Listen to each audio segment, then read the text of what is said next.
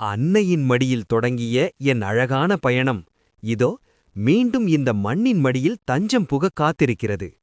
என் வாழ்வின் இறுதிப் பயணத்தில் என்னோடு துணையாக யார் வருவார்கள் என்று என் அன்புக்குரியவர்களிடம் கேட்டேன்.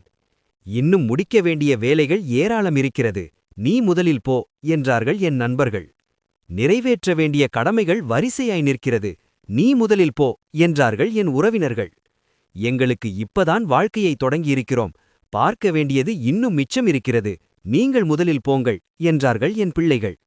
இறுதியாக என் உயிரான மனைவியிடம் கேட்டேன், நம் வீட்டை நான் கவனித்துக் கொள்ள வேண்டுமே, நீங்கள் முதலில் போங்கள் என்றாள் மெல்லிய குரலில். அப்போதுதான் எனக்கு அந்த பேருளி புரிந்தது. வரும்போது நான் எப்படி தனியாக வந்தேனோ, போகும்போதும் அப்படியேதான் தனியாக செல்ல வேண்டும். என் கூட வரப்போவது நான் செய்த பாவமும் புண்ணியமும் மட்டுமே. வாழ்வின் கணக்கு. உறவுகளும் சொத்துக்களும் வழியனுப்ப மட்டுமே வரும். நாம் செய்த தர்மம் மட்டுமே நம்மை தொடர்ந்து வரும்.